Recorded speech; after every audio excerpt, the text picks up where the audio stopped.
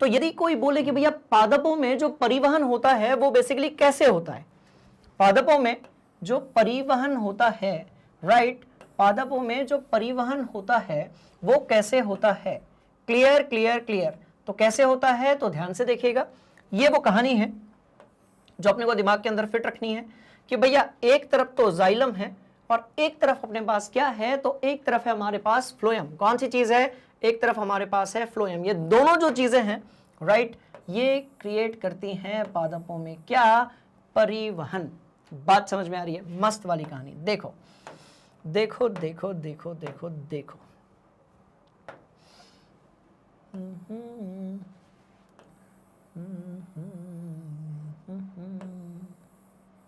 ठीक, बोला yes sir.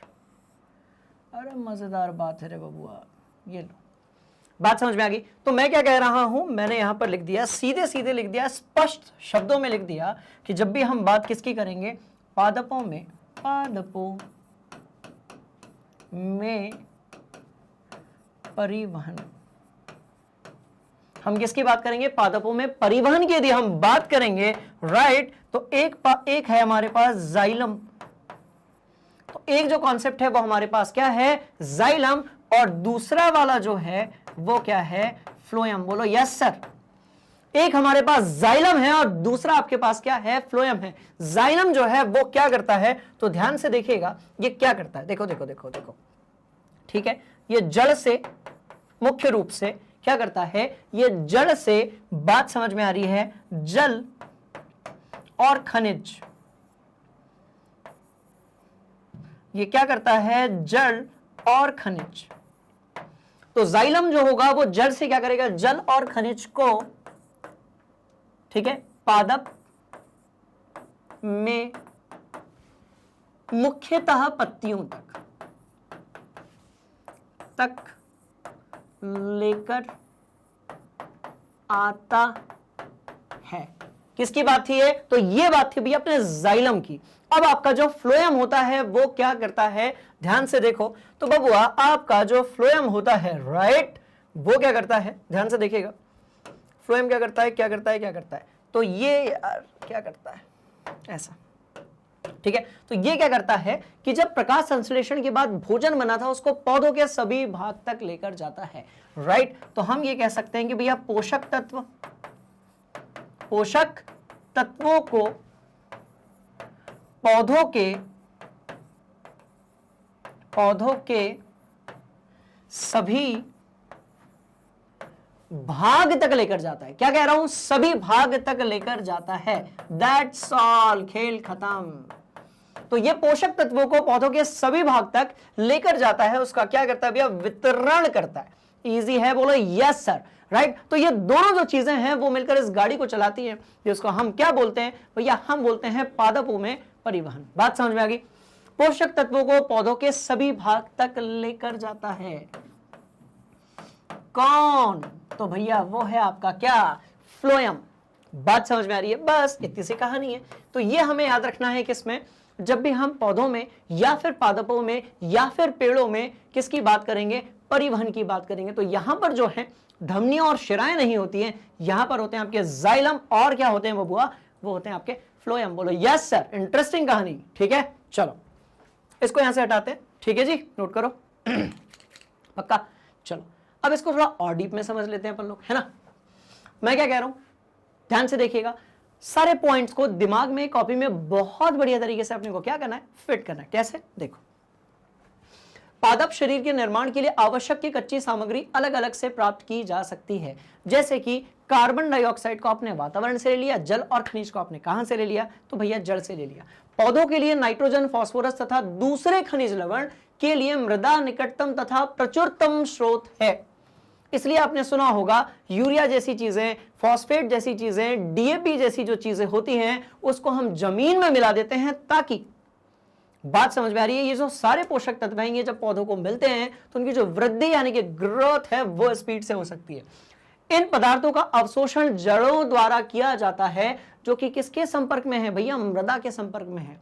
एक खिचड़ी बन रही होती है किसके बीच में, जड़ के बीच में, और आपकी जो मृदा होती है ना, यानी कि क्या, मिट्टी, ये जो पेड़ पौधे होते हैं ना, बड़े ही सरल दिल के होते हैं और मिट्टी से जुड़े हुए होते हैं, जमीन से जुड़े हुए प्राणी होते हैं। बात समझ में आ रही है? क्लियर है कहानी? चलो, मैं क्या कह रहा हूं, जल भी मिल गया, मिनरल भी मिल गया। कहां से मिला? मृदा से मिला। और कौन सी चीज मिलती है भैया? ऑक्सीजन भी मिलती है इनको मृदा से। ऑक्सीजन भी इनको मृदा से मिलती है। साथ में जो ऑक्सीजन है वो कहां से मिलती है? तो कुछ मात्रा में ऑक्सीजन जो है इन्हें कहां से मिलती है? वातावरण से भी मिलती है। किस चीज के लिए? श्वसन के लिए। याद रहे, कंफ्यूज कोई नहीं होगा। ऑक्सीजन बाहर तब निकलती है जब प्रकाश संश्लेषण होता है, और ऑक्सीजन की पौधों को जरूरत तब पड़ती है जब उन्हें श्वसन करना होता है, यानी कि रेस्पिरेशन करना होता है। तो ये पूरी कहानी है, इसको बड़े ध्यान से देख लो। राइट, इन पॉइंट्स पर आते हैं वापस से हम लोग। यदि मृदा के संपर्क वाले अंगों में तथा क्लोरोफिल युक्त अंगों में दूरी बहुत कम है तो ऊर्जा व कच्ची सामग्री पादप शरीर के सभी भागों में आसानी से पहुंच जाएगी। मतलब पौधा बहुत छोटा है, राइट, तो जल वल सब कुछ पौधे में इजीली पहुंच जाएगा। पर यदि कोई पेड़ बहुत लंबा है, कुछ ऐसे पेड़ होते हैं भैया जो लगभग 300 मीटर लंबे भी हो सकते हैं। अब बोलो, अब 300 मीटर लंबे यदि आपके पास पेड़ होंगे जो कि लगभग 90-95 मीटर के आसपास है, तो स्टूडेंट्स एक बात बताओ, कैसे वहां तक पानी पहुंचेगा? पानी यहां से आ तो गया, पर कैसे पहुंचेगा? बात समझ में आ रही है? आप कहते हो सर जाइलम लेकर जाएगा, बट जाइलम कैसे लेकर जाएगा उसको समझते हैं। ठीक है, इसको नोट कर लो। डायग्राम को ऐसे बना लेना, पेड़ को ऐसे ऐसे बना लेना। वो अपन पढ़ाते KG2 में, अपन पेड़ कैसे बनाते थे, ये लो, ऐसा वाला पेड़ बना लेना, ऐसा वाला पेड़ बना लेना, बढ़िया सा। ठीक है, सस्ता वाला पेड़। चलो ठीक है, आगे बढ़ेंगे। बोलो यस सर। तो कैसे होता है? यदि पादप शरीर की अभिकल्पना में परिवर्तन के कारण ये दूरियां बढ़ जाती हैं तो पत्तियों में कच्ची सामग्री तथा जड़ों में ऊर्जा उपलब्ध कराने के लिए विसरण प्रक्रम पर्याप्त नहीं होगा।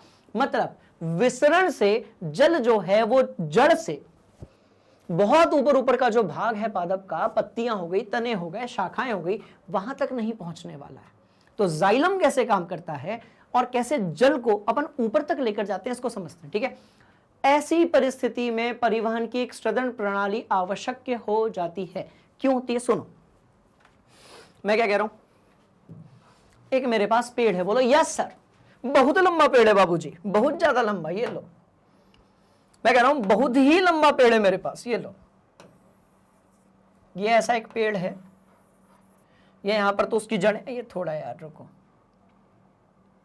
अपन ये पेड़ बनाया, बोलो यस सर। ये अपन ने पेड़ बनाया, बोलो यस सर। ठीक है, इस पेड़ में हमने फिर क्या किया, तो ये जड़ें जो थी ये ऐसी ऐसे निकल गई। ठीक है, ये ऐसा ऐसा अपन ने ये पेड़ बना दिया, जड़ें निकली हैं, जड़ें निकली हैं, जड़ें निकली। बोलो यस सर। ये जड़ें जो हैं ये थोड़ी और ऐसी पतली हो गई। ये लो भैया, वन शॉट रिवीजन है, बहुत डीप में नहीं जाएंगे। ये सारी चीजों को अपन लोगों ने बढ़िया तरीके से किसमें कनेक्ट किया है, कॉन्सेप्ट वाइड वीडियोस में, तो वहां पर भी आप देख सकते हो। बोलो यस सर, राइट। चलो चलो चलो चलो, इस तरीके से जो है जड़ बना दी अपन ने। ठीक है, अब एक काम करते हैं, अब एक बढ़िया सी क्यूट सी अपन पत्ती बनाते हैं। बोलो यस सर। अब मैं क्या कह रहा हूं, अपने पास वैसे तो बहुत सारी पत्तियां हैं, पर इस पत्ती तक अपने को भेजना है क्या? यार पत्ती मजेदार नहीं बनी यार। इस पत्ती तक मुझे जो है अब जल भेजना है। भेज के दिखाओ। जैसी पानी ऊपर चढ़ने की कोशिश करेगा, गुरुत्वाकर्षण कहेगा अच्छा मेरे साथ रंगदारी, ऐसे थोड़ी होने दूंगा, पानी को पहुंचने ही नहीं देगा। बात समझ में आई? तो जाइलम द्वारा जल कैसे जाता है ऊपर? तो ये सवाल तो आपके दिमाग में आया होगा कि भाई जल छोटा है, पेड़ पौधा तो जल्दी ऊपर चला जाएगा, जल कैसे ऊपर जाता है? ध्यान से देखिएगा, जल कैसे ऊपर जाता है, इस पर अपन थोड़ी सी कर लेते हैं बात। तो 4 ऐसी क्रियाएं होती हैं जिसके कारण जो जल है वो ऊपर की तरफ जाता है। इंटरेस्टिंग कहानी है कि ये सारी की सारी भौतिक क्रियाएं होती हैं। कैसे? देखो, सबसे पहला जो है वो है जड़ दाब। सबसे पहला जो भाग है ना बबुआ, वो क्या है आपका? जड़ दाब। बात समझ में? दूसरा जो है वो है केशिका क्रिया। दूसरा जो है वो क्या है? केशिका क्रिया। तीसरा जो है, पहले तो जड़दाब हो गया, दूसरा केशिका क्रिया हो गई, तीसरा जो है वो क्या है आपका? तो भैया ये है आपका एडिशन। बात समझ में आ रही है? और कोहेजन। और चौथा और सबसे इंपॉर्टेंट भाग जो है वो आपको पता होना चाहिए, वाष्पोत्सर्जन। तो सबसे इंपॉर्टेंट जो भाग होगा वो क्या हो जाएगा आपका, वाष्पोत्सर्जन। खेल खत्म। अब आपके दिमाग में सर जल्दी से इन सारे कॉन्सेप्ट्स को आप क्या कर दीजिए, डिफाइन कर दीजिए। वही करने जा रहा हूं, बड़े ध्यान से देखिएगा। जड़ दाब क्या होता है? देखो, अपन सब जानते हैं कि भैया कोई भी चीज हाई प्रेशर से लो प्रेशर की तरफ जाती है। कोई भी चीज हाई प्रेशर से कहां जाती है, लो प्रेशर की तरफ जाती है। भाई अपन ने एक गुब्बारा बनाया, बोलो यस सर। अपने को हैप्पी बर्थडे मनाना था, अपन ने गुब्बारा बनाया, बोलो यस सर। भाई ये गुब्बारा हो गया, ये क्या हो गया, एक गुब्बारा हो गया। इस गुब्बारे के अंदर क्या भरी हुई है, तो हवा भरी हुई है, बोलो यस सर। अब अंदर की तरफ एयर का प्रेशर कैसा है, ज्यादा है, और बाहर की तरफ यानी कि वातावरण में एयर का प्रेशर कैसा है, कम है। इसका मतलब जब अपन इसमें एक पिन मारेंगे तो हवा जो है हाँ इस डायरेक्शन में आएगी, बोलो यस सर। तो इसका मतलब one thing is clear here कि जो हवा है या पानी है या कोई भी पदार्थ जो होगा वो हाई प्रेशर से किसकी तरफ जाएगा, लो प्रेशर की तरफ। बात समझ में आ रही है? तो ध्यान से देखना, पूरा जो है वहां पर डिजाइन नहीं करूंगा क्योंकि ये जो भाग है ये पूरी तरीके से बहुत डीप में आपके सिलेबस का पार्ट नहीं है बेटा। बात समझ में आ रही है? इसको हम कक्षा 11वीं में तगड़े से निपटाएंगे। क्या कह रहा हूं, हवा जो है, मैं क्या कह रहा हूं, जो हवा है, बात समझ में आई, अंदर की तरफ दाब ज्यादा है और वातावरण का दाब कम है, इसलिए हवा जो है अंदरूनी दाब से बाहर की तरफ निकलेगी। बात समझ में आ रही है? इंटरेस्टिंग कहानी। अब देखो, ऐसा ही कुछ यहां पर होता है जड़ और जमीन के बीच में। हाय हाय, ऐसा ही किसके साथ होता है, जड़ और जमीन के बीच में, दोनों के बीच में खेल होता है। किसका, दाब का। जड़ और जमीन के बीच में खेल होता है, किसका, प्रेशर यानी कि दाब का। मतलब ये कि जमीन के अंदर पानी का प्रेशर ज्यादा होता है, बोलो यस सर। जमीन में पानी का प्रेशर ज्यादा होता है और जड़ के अंदर पानी का जो प्रेशर है वो कम होता है। तो इससे क्या करता है, पानी जड़ के आसपास ज्यादा प्रेशर में है तो किसके अंदर चला जाएगा, वो किसके अंदर चला जाएगा, भाई जड़ के अंदर चला जाएगा। तो इससे जड़ दाब के कारण जो जल है, बात समझ में आ गई, जड़ दाब के कारण जो जल है, जल मृदा से या फिर जमीन से, मृदा से किसमें चला जाता है, जड़ में। अब यदि जल मृदा से जड़ में जा रहा है, इसका मतलब मृदा में पानी का प्रेशर ज्यादा है तुलनात्मक तरीके से, और जड़ जो है उसमें प्रेशर कैसा है भैया, कम है। ये पहली बात। दूसरी बात, केशिका क्रिया। अब ये केशिका क्रिया क्या है, समझो इसको। केशिका क्रिया क्या होती है, यदि अपन बहुत पतली नली लें, समझाने के लिए बहुत जूम करके मैंने यहां पर बनाया है, मैं क्या कह रहा हूं, अपन बहुत पतली नली यदि लें और उसको पानी में डाल दें, पानी अपने आप ऊपर की तरफ आने लगता है, इसको अपन कहते हैं केशिका क्रिया। बात समझ में आ रही है? तो कुछ ऐसा ही जो जड़ है उसके अंदर का जो जाइलम है, जो कि एक प्रकार का क्या है भैया, वाहिनी है, जो पानी लेकर ऊपर जाएगा, तो इसमें होती है केशिका क्रिया। और इस केशिका क्रिया के कारण पानी जो है वो ऊपर चढ़ने लगता है। तो मैं क्या कह रहा हूं, देखो यदि यहां पर एक टब रखा है, इसमें अपन ने पानी रख दिया, बोलो यस सर। तो क्या होगा ना कि ये बहुत पतली नली यदि होगी तो पानी ऊपर की तरफ आना चालू हो जाएगा। इसको अपन बोलते हैं केशिका क्रिया। बात समझ में आ रही है? तो केशिका क्रिया के कारण जल ऊपर आने लगता है, या ऊपर बेटा देता हूं यहां से, चढ़ने लगता है, बोलो यस सर। केशिका क्रिया के कारण जो जल है वो क्या होने लगता है, ऊपर चढ़ने लगता है। बात समझ में आ रही है? इसके बाद है एडिशन और कोहेजन। अब ये एडिशन का मतलब क्या होता है, इसको बड़े ध्यान से देखिएगा कि जो अलग अलग प्रकार की चीजों के बीच में जब आकर्षण बल लगता है, इसको अपन एडिशन कहते हैं। और बात समझ में आ रही है? और एक समान अणुओं के बीच में, एक समान पदार्थ के बीच में यदि आकर्षण बल लगेगा तो इसको अपन कोहेजन कहेंगे। अब एडिशन कैसे होता है, ध्यान से देखो। ये जो जल चढ़ गया है, ये जो H2O है, ये जो H2O है, बात समझ में आ रही है, ये जो जड़ों में चला गया है H2O, राइट, एडिशन कोहेशन के कारण ऊपर की तरफ चढ़ने की कोशिश करता है। भैया अपने को जल को यहां से वहां पहुंचाना है, मतलब जो पानी है उसको अपने को फर्श से कहां तक की यात्रा करानी है, अर्श तक की यात्रा करानी है। बात समझ में आ रही? तो होता कैसे, ध्यान से देखिएगा। देखो, जल और जल के अणु के बीच में क्या है, जल और जल के अणु के बीच में क्या है, आकर्षण बल है, उसको अपन बोलते हैं कोहेजन। बात समझ में आ गई, ठीक है। तो जब जल का एक अणु ऊपर जाएगा तो अपने पीछे वाले को भी वो ऊपर खींचेगा। कौन से बल के कारण भैया जी, कोहेजन के कारण। दूसरी बात, जल का एक अणु जब ऊपर जाता है तो वो जिस नली के अंदर, जिस जाइलम के अंदर, जिस ऊतक के अंदर क्या कर रहा है, ट्रेवल कर रहा है, उसके साथ एक आकर्षण बल स्थापित करता है, जिसको हम लोग क्या बोलते हैं, एडिशन बोलते हैं। तो कुल मिलाकर जल का जो अणु है वो दूसरे जल के अणु को नीचे से खींच रहा है। और यदि मैं एक जल का अणु हूं, बात समझ में आई, और मैं किस में ट्रेवल कर रहा हूं, जाइलम में, तो भैया मैं स्पाइडरमैन जैसे जाइलम के साथ भी आकर्षण करते करते ऊपर चढ़ूंगा और जो नीचे वाला जल का अणु है उसको भी ऊपर खींचूंगा। तो जब मैं अंदर की दीवालों में, ऊतक की अंदर की दीवालों के साथ आकर्षण बल स्थापित करूंगा, कोहेजन बोलेंगे, सॉरी एडिशन बोलेंगे। और जब मैं नीचे वाले जल के अणु को अपनी ओर खींचूंगा उसको मैं कोहेजन बोलूंगा। बोलो यस सर, ठीक है। तो इसके कारण भी जो जल होता है वो कहां जाता है भैया, ऊपर जाता है। बात समझ में आ गई। पर सबसे इंपॉर्टेंट सर, वाष्पोत्सर्जन क्यों है? ध्यान से देखो, वाष्पोत्सर्जन के कारण क्या होता है, वाष्पोत्सर्जन के कारण नीचे से ऐसी, यहां से, यहां से, यहां से जल की हानि होती है। बोलो यस सर। वाष्पोत्सर्जन के कारण जो एक्स्ट्रा जल होता है उसकी क्या हो जाती है भैया, हानि हो जाती है। तो एक तरफ तो जल की हानि हो रही है, बोलो यस सर। अब यदि जल की हानि हो रही है तो अंदर की तरफ का जो प्रेशर होता है, संकुचन और शिथिलन के कारण किसी भी वो जाइलम के अंदर वो कैसा हो जाएगा, बढ़ जाएगा। कैसा हो जाएगा, बढ़ जाएगा। इधर में प्रेशर बढ़ जाएगा जाइलम के अंदर, इधर में प्रेशर कैसा हो जाएगा, कम हो जाएगा। तो जब भी वाष्पोत्सर्जन होगा, जब कभी भी वाष्पोत्सर्जन होगा तो वहां से एक आकर्षण बल के कारण, बात समझ में, ये जो जल होगा ना नीचे वाला, इसको ऊपर की तरफ खींच लिया जाएगा।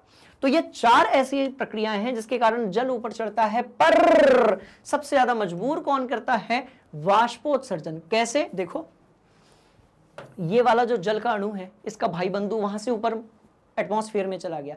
ये क्या कहता है, ए सुन, अपने पास पूरा मौका है रे, चल अपन पत्तियों तक पहुंचते हैं। क्योंकि वहां पर जो जल बना था प्रकाश संश्लेषण के समय पर वो बाहर जा चुका है। तो वहां पर सक्शन प्रेशर जो है वो आपका क्या हो गया है, क्रिएट हुआ है, जिसके कारण ये जल का जो अणु है ये अब ऊपर की तरफ तगड़े तरीके से क्या करेंगे, ये करेंगे भैया ऊपर की तरफ गति। सिंपल सी कहानी की जो वाष्पोत्सर्जन है, इसके कारण जो जल है वो ऊपर की तरफ क्या करता है, गति करता है और पहुंच जाता है पत्तियों तक। बात समझ में आ गई। तो ये जो पूरी बातें थी इसको अपन कह सकते हैं क्या, तो ये है, ध्यान से देखिएगा, जाइलम की कहानी। बात समझ में आई। तो ये क्या है, तो ध्यान से देखिएगा, ये है आपके जाइलम की कहानी। बात समझ में आ गई। इसको बढ़िया से अपनी कॉपी में आप नोट करेंगे, ठीक है। चलो और आगे बढ़ते हैं। चलिए, तो देखो ध्यान से। तो जल का जो परिवहन है वो कौन करता है भैया, जाइलम करता है। और कौन से पॉइंट्स को अपने दिमाग के अंदर फिट रखना है उस पर भी आप गौर नजर फेरेंगे। बात समझ में आ रही है? ध्यान से देखो, ये लो, ये लो, ये लो, ये लो, इन सबको भी मैंने डिस्कस किया है। इसको बढ़िया से अपनी कॉपी में नोट कर लो। क्लियर, पक्का, ठीक, मस्त वाली बात। पूरा चैप्टर निपटाएंगे बढ़िया से। और आगे बढ़ते हैं, और आगे बढ़ते हैं। इन सारे पॉइंट्स को अपनी भैया पढ़ ही लेना। बात समझ में आ रही है? बढ़िया से इसको स्क्रीनशॉट लेकर कॉपी में लिख ही लेना। यही आपके नोट्स हैं बेटा, यही आपके क्या है, नोट्स हैं। और ऐसे ही कुछ डायग्राम अपने को बनाने हैं। एक और चीज, जाइलम जो है वो हमेशा एक दिशा में गति करेगा, यानी कि जड़ से कहां गति करेगा, तो भैया ये जड़ से निकलेगा, ये जड़ से निकलेगा और कहां तक गति करेगा, तो सभी पत्तियों तक, या वो सारे स्थानों तक जहां पर क्या होता है, प्रकाश संश्लेषण होता है। बात समझ में आ रही है? बड़ी इंटरेस्टिंग कहानी, नोट करो। चलो पक्का, ये देखो सारे पॉइंट्स बड़े इंपॉर्टेंट है, इसको अपनी कॉपी में नोट करो। चलो जल्दी जल्दी जल्दी जल्दी, मस्त वाली बात, ठीक, इंटरेस्टिंग ये कहानी है, जल्दी से नोट करो। चलो और बढ़ते हैं आगे। चलो पक्का, ठीक। वो जो मैंने आपको वाष्पोत्सर्जन वाली बात कही थी, देखो वही तो लिखी हुई है कि भैया पादपों के वायवीय भागों द्वारा वाष्प के रूप में जल की जो हानि होती है उसको अपन कहते हैं वाष्पोत्सर्जन। और सोचो यदि वाष्पोत्सर्जन नहीं हुआ तो नीचे जड़ से जो शुद्ध पानी है, खनिज है, लवण है, जिसमें नाइट्रोजन भी आ गया, आपका फास्फोरस भी आ गया, ये सब तो ऊपर चढ़ ही नहीं पाएगा। और यदि ये ऊपर नहीं चढ़ पाएगा तो पौधा जो है वो अपना भोजन कैसे बनाएगा? बात समझ में आ गई? मजेदार कहानी। चलो, अतः वाष्पोत्सर्जन जल के अवशोषण एवं जड़ से पत्तियों तक जल तथा उसमें विलय खनिज लवणों की उपस्थिति या ऊपरमुखी गति के लिए क्या है? आपका सहायक है। बात समझ में आ रही है? बड़ी इंटरेस्टिंग कहानी, राइट। चलो, और क्या करता है? ये ताप के नियमन में भी सहायक है। पूरे पौधे का जो तापमान होता है उसको मेंटेन करने का काम किसका होता है? वाष्पोत्सर्जन का।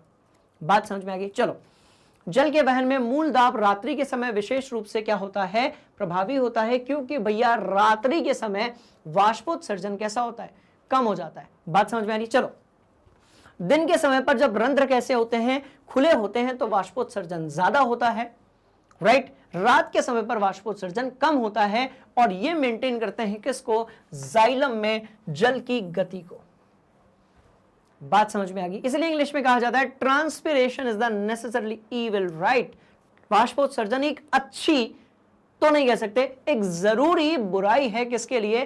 पौधों के डेवलपमेंट के लिए। इजी, इंटरेस्टिंग, मजेदार, शानदार। बढ़ते हैं आगे। चलो, अब बात करेंगे किसकी? भोजन तथा दूसरे पदार्थों का स्थानांतरण।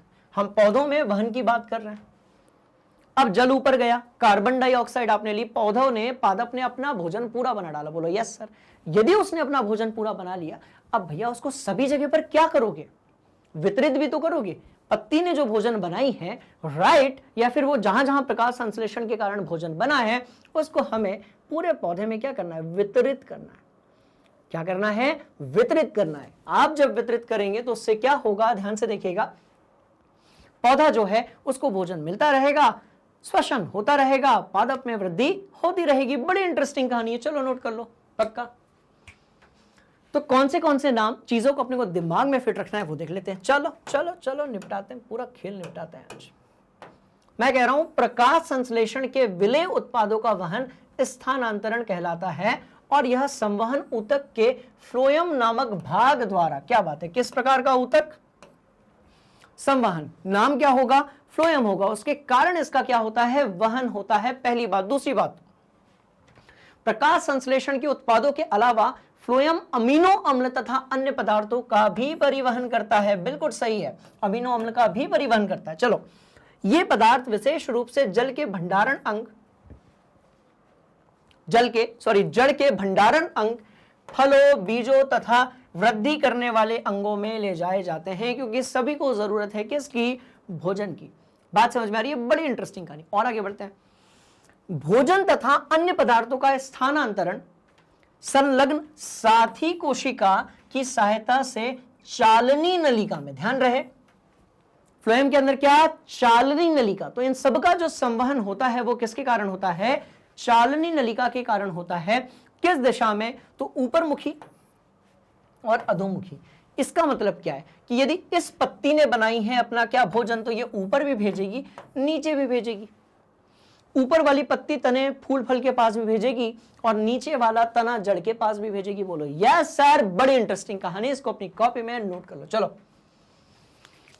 कई बार अपन ने इन सारे कॉन्सेप्ट्स को निपटाया है, मस्त वाली ये बात है, राइट। और यदि कोई डाउट है कमेंट बॉक्स में जाइए, बढ़िया से कमेंट कर दीजिए, राइट। चलो पक्का बोलो यस सर। और बढ़ते हैं आगे इस कहानी को लेकर, ध्यान से देखिएगा। अब जाइलम और क्या करता है? इन पॉइंट्स को अपनी कॉपी में और इस डायग्राम को बढ़िया से नोट करो, फिर डिस्कस करते हैं। बढ़िया से पढ़ के नोट करेंगे आप लोग, है ना। चलिए, तो इस तरीके से कहानी बड़ी सिंपल है कि जो जाइलम होता है उसे जरूरत होती है किसकी? जो भौतिक बल होते हैं उसकी। पर फ्लोएम को स्थानांतरण करना यदि होता है भोज्य पदार्थों का, तो उसके लिए जरूरत होती है उसको एटीपी से निकलने वाली ऊर्जा की। बात समझ में आ रही है? बड़ी इंटरेस्टिंग ये कहानी है, ठीक है। तो इन सारे पॉइंट्स को आपने नोट कर लिया है। अब बढ़ते हैं आगे। अब आप मुझे एक बात बताओ, हम लोगों ने पोषण देख लिया, बोलो यस सर। हमने श्वसन देख लिया, बोलो यस सर, जिससे मिलती है हमें ऊर्जा। साथ में हमने ये देख लिया कि भैया वहन कैसे होता है, किस में? पादपों में और मनुष्यों में। पर आप मुझे एक बात बताओ कि मनुष्यों में, पादपों में और सभी प्रकार के जीव जंतुओं में जब हम क्या कर रहे होते हैं? जय प्रक्रम कर रहे होते हैं, तो निर्माण होता है बहुत सारे निर्माण होता है बहुत सारे अपशिष्ट पदार्थों का। बात समझ में आ रही है? और ये जो अपशिष्ट पदार्थ होते हैं, राइट, और ये जो अपशिष्ट पदार्थ होते हैं इसको बाहर निकालना बहुत जरूरी है। तो ऐसा ही एक तंत्र होता है जो हमारे शरीर के अंदर बनने वाले अपशिष्ट पदार्थों को बाहर निकालता है।